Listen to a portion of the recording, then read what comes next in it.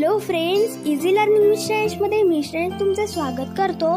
आज आपण शिकणार आहोत पेपर पासून शर्ट कसं बनवतात। चला तर मग व्हिडिओ स्टार्ट करूया।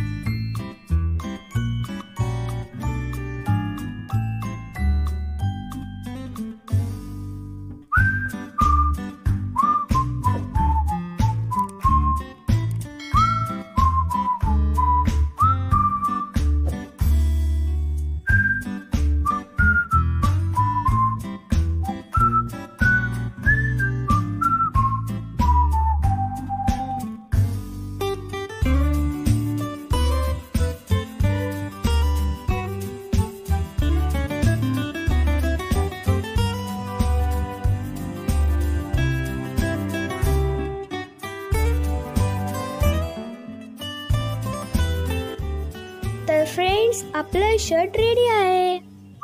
जर तुम्हाला हा व्हिडिओ आवडला असेल तर या व्हिडिओला लाईक करा, शेअर करा, सबस्क्राइब करा, बेल आयकॉनवर प्रेस करायला विसरू नका। Thank you friends and bye bye.